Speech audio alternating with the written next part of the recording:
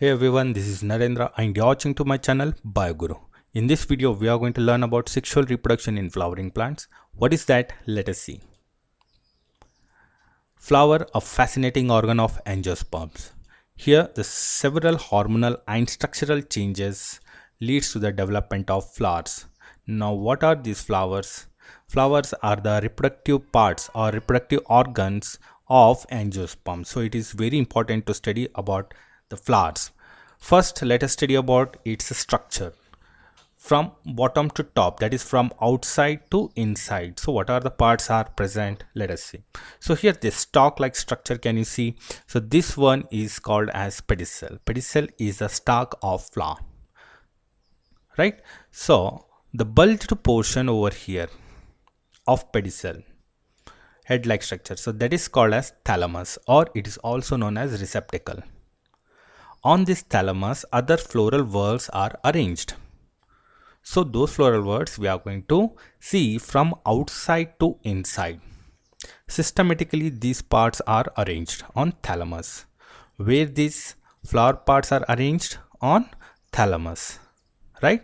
It is the bulged portion of what? Of pedicel. So let us see.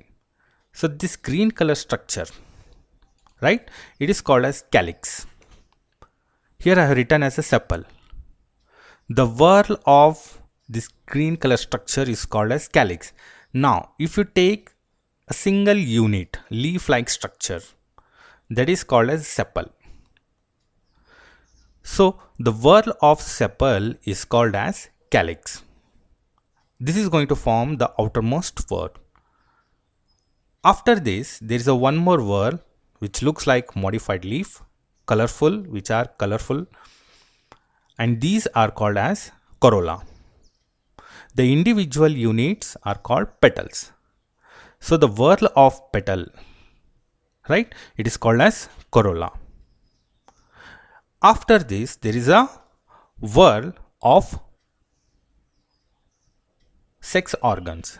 So the first sex organ here is male sex organs. So the male sex organs are called as androecium, right? So the individual unit of androecium, they are called as stamens. So here you can see this one, this particular part is a male sex organ. So this one single individual is called as a stamen. So like that, a flower may contain more than one stamen. Usually you will find many stamen. So the whorl of stamen are called androecium. Overall, androecium are the male sex organs. So the stamen consisting of certain parts. So here the stalk-like structure of the stamen is called as filament. Upper portion you can see the head-like structure, so that is called as anther.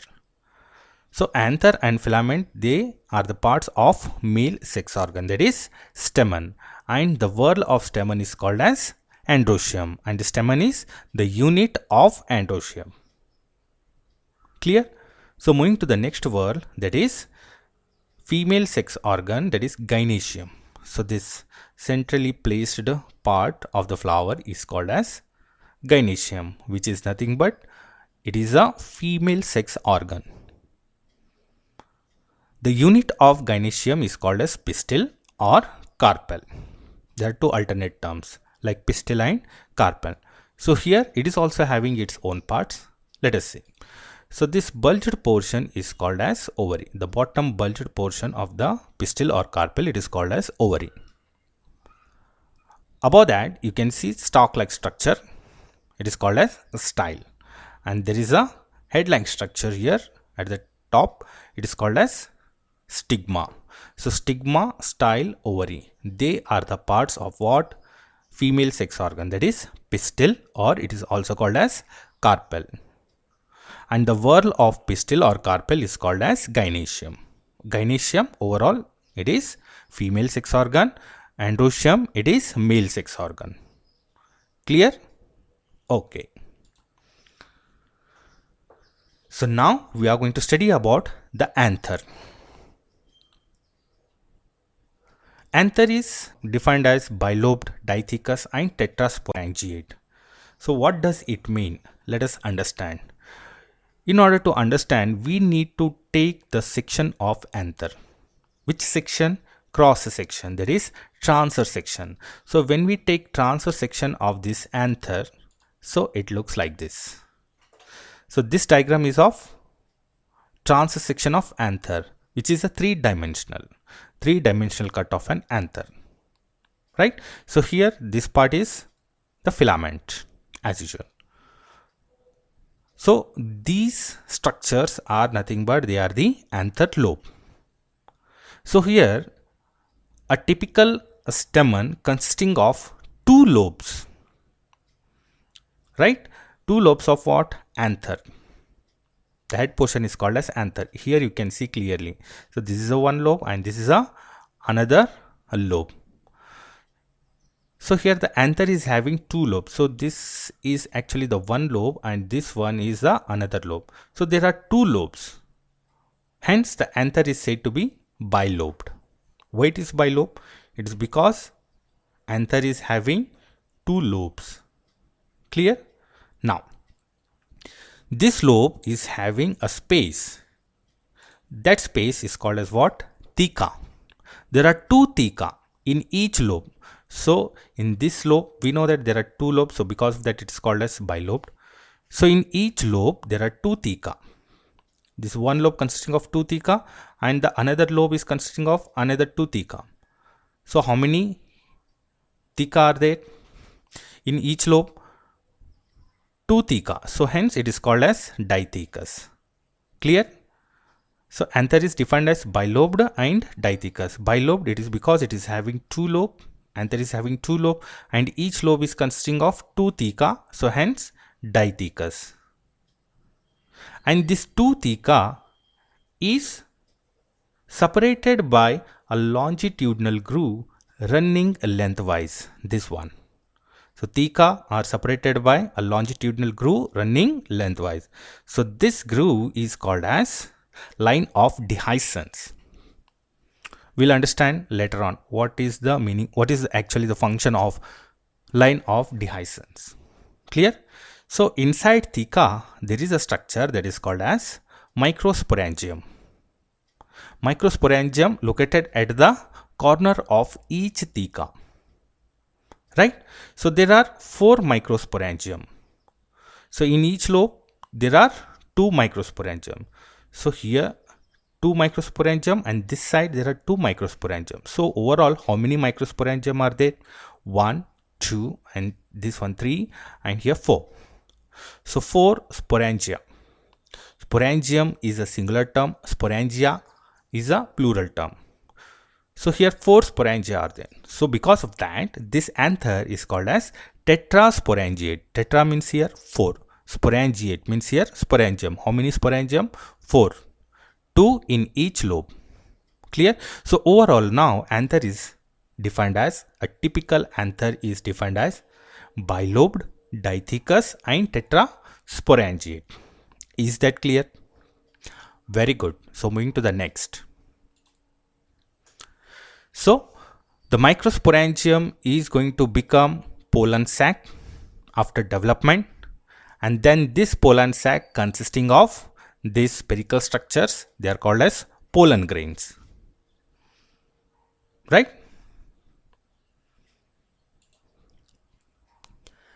Now let us study the structure of microsporangium. Just now we have seen in case of three-dimensional cut of anther. So this part, right? So overall we are going to look at this portion, right? So here, transverse section of mature anther. Are you understanding from where this diagram is coming? It is from this part, only from this portion of anther. Clear? So now what we are going to study? We are going to study the structure of microsporangium.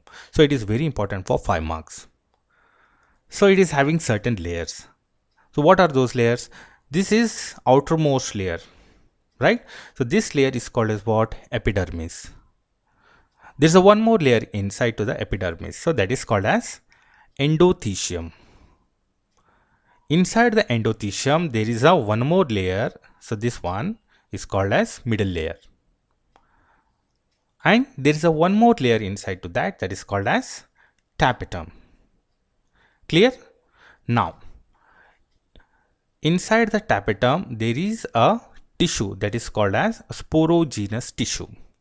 Which tissue? It is a sporogenous tissue which further develops into microspores. Then they get converted into pollen grains. So we'll understand that one in coming topics, right? So overall, have you understood this structure? How many layers are there? Outside, from outside to inside, epidermis, endothecium, middle layer, and tapetum. So how many layers? 4 layers. So innermost is going to form the sporogenous tissue. Here the two anther lobes are connected by a connective tissue. Now, if we enlarge only this portion, how it looks like? So it looks like this. Clear? So now let us label all these parts. So here the first and outermost layer, that is called as epidermis. Same. Clear? So the next layer, which layer it is? Endothecium. So the next layer is of endothecium. Inside to that 2 to 3 layer, it is going to form the middle layer. Now this layer is of tapetum. So inside the tapetum, which tissue is there? Sporogenous tissue, right? So here the sporogenous tissue means the group of cells. Here individual cells are called as microspore mother cells. That means the sporogenous tissue here inside the tapetum, which consisting of microspore mother cells. Now we know that a microsporangium surrounded by 4 walls: epidermis, endothecium, middle layer, and tapetum. We'll understand its role, its function individually. The outer 3 layers are protective and help in dehiscence of anther to release the pollen grains. So here in the sporogenous tissue, these microspores further they develop into pollen grains that we'll see afterwards. So overall, these cells are going to develop into, or they are going to form the pollen grains.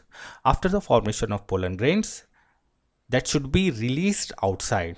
So that is facilitated by the line of dehiscence, means the rupturing of anther. How it is going to happen? The outer 3 layers are helping in dehiscence after the formation of pollen grains. So before that, they are protective in nature. To whom they are protecting? They are protecting to sporogenous tissue. That means they are protecting microspore mother cells. They are very important cells. Next, the function of tapetum. So we have seen the outer 3 layer: epidermis, endothecium, and middle layer. Now what is the role of tapetum over here? It is going to provide nourishment to the developing pollen grains. Next, it helps in pollen wall formation. Next, the transport of nutrients to inner side of anther. Next, the synthesis of callase enzyme. Why it is going to produce this callase enzyme? In order to degrade a material, that is callose, for the separation of microspore tetrad. So now what is this microspore tetrad? We'll understand when we study about the formation of pollen grains. Clear? Now let us study about the microsporogenesis. Now what is this microsporogenesis? It is the process of formation of microspores from PMC. What is this PMC? Pollen mother cell. Is called as what? Microsporogenesis. What is microsporogenesis? It is the process of formation of which spore? Microspore. From where? From pollen mother cells. Here, what is this? This is the microsporangium. Clear? So inside the tapetum, the innermost, the centermost region is of what? Sporogenous tissue. It consisting of microspore mother cell. They are also called as pollen mother cell. Clear? So which tissue is there? This comprises which tissues? Sporogenous tissue, right? So this sporogenous tissue undergo meiosis in order to produce a structure that is called as microspore tetrad. How this microspore tetrad is produced? By meiosis. Where this meiosis is occurring? In sporogenous tissue, that is here.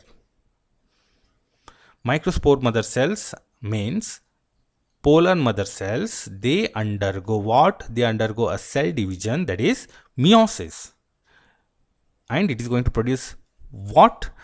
Microspore tetrad. Why it is called as tetrad? Because here you can see there are 4 cells which are still attached. So overall, whole this structure is called as microspore tetrad. Further, this microspore tetrad develops into microspores. Means these tetrads, the cells which are present in the tetrad, they get separated and they are going to develop into a structures, individual structures. They are called as microspores. Right? So what is the microsporogenesis? The formation of, it is the process of formation of microspore. Here the microspores are produced.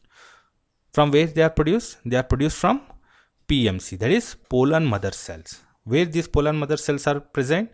In the sporogenous tissue. Now these pollen mother cells are nothing but they are microspore mother cells.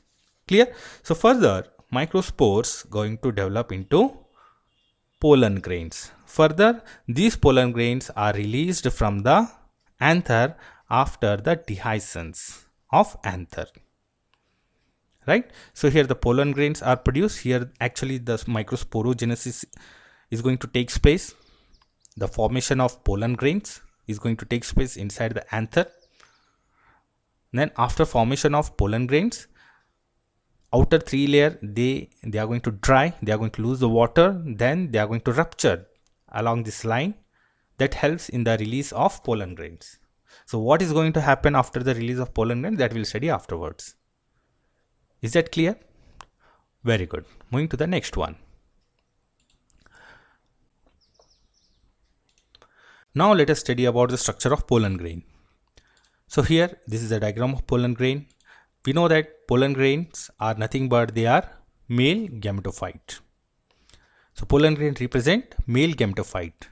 If you remember from PUC first year, means class 11, there in plant kingdom we studied about the life cycle of plants. In plants there are 2 types of generation.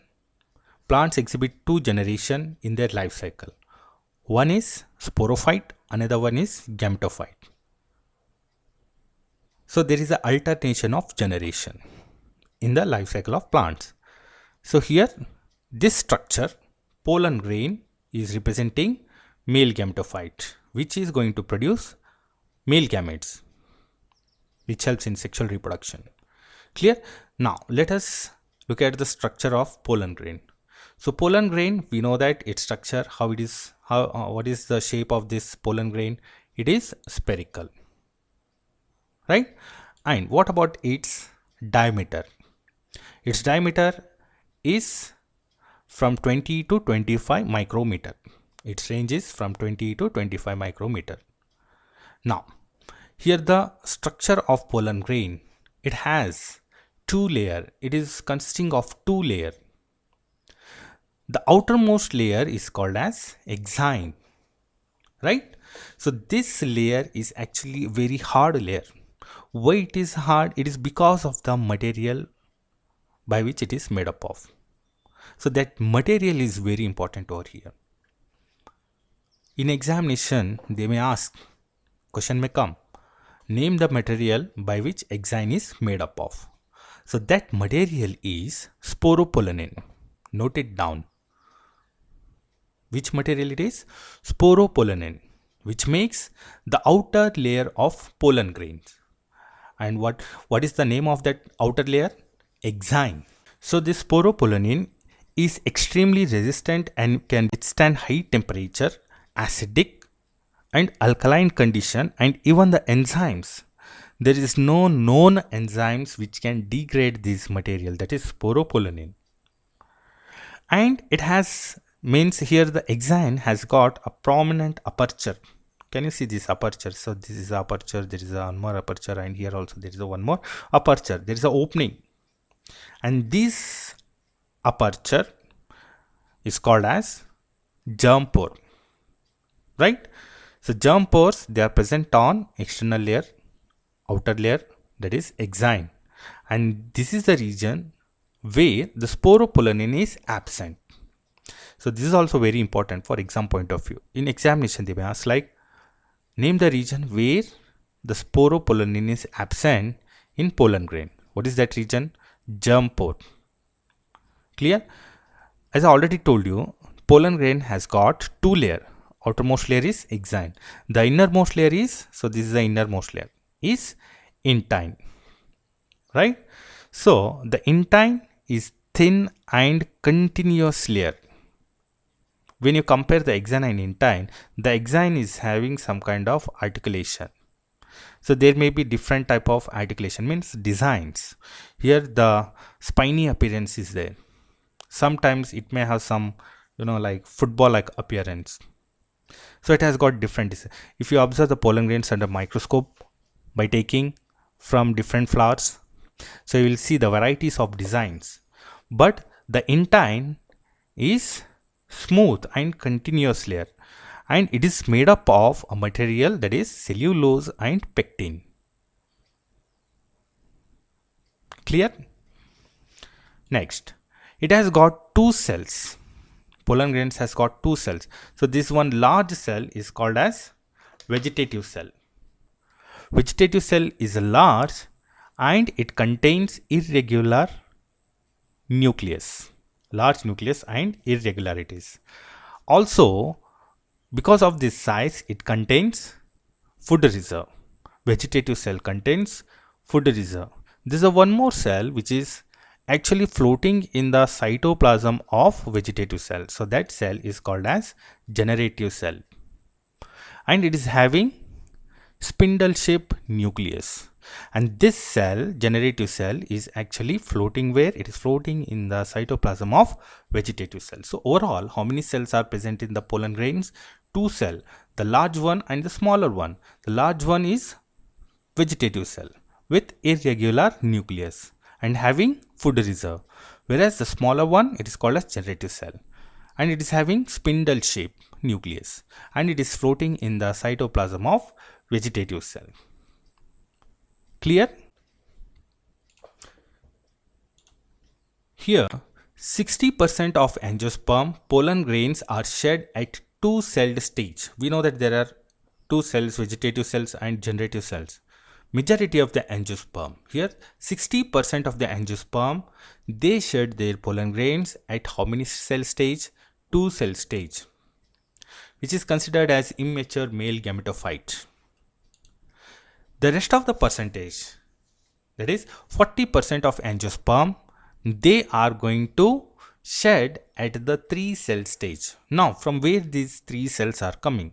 Usually there are only two cells, but 40% of the angiosperm, they are shedding pollen grains in three cell stage. Now where this extra another one cell is coming? Here the generative cell undergo the mitosis to form two male gametes. So here two cells, vegetative cell and generative cell. So in 40% of the angiosperm, before they shed the pollen grains, this generative cell undergo mitotic cell division and it is going to produce two cells. So the two cells of generative cell and one cell of vegetative cell. So together they'll become three cell. And now this three cell stage of pollen grains, they are called as mature male gametophyte. Pollen grains are well preserved as fossils because of the presence of sporopollenin.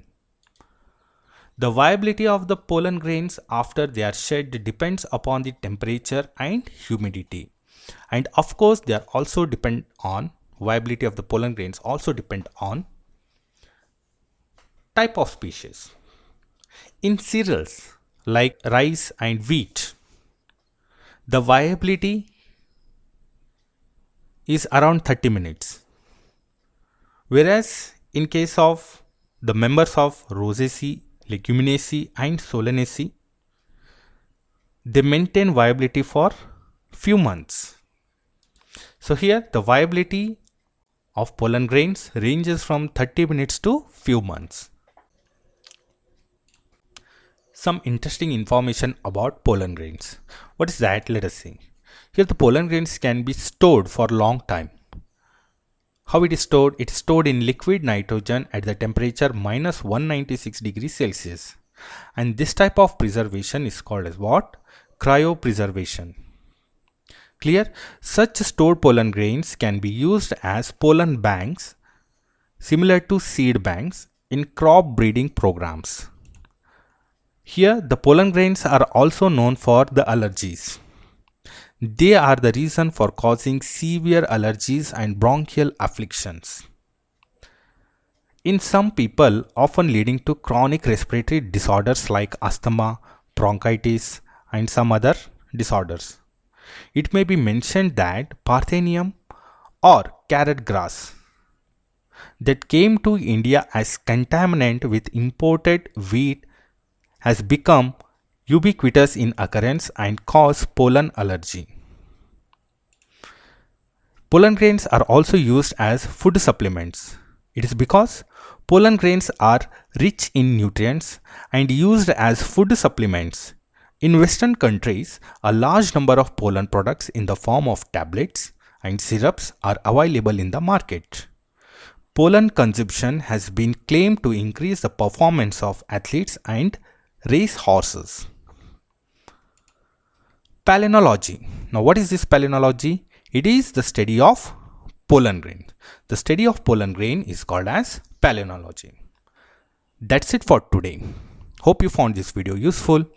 If so, hit like button, share this video with your friends, classmates, and if you're a teacher, share this video with your colleagues. I will see you in my next video. Till then, take care.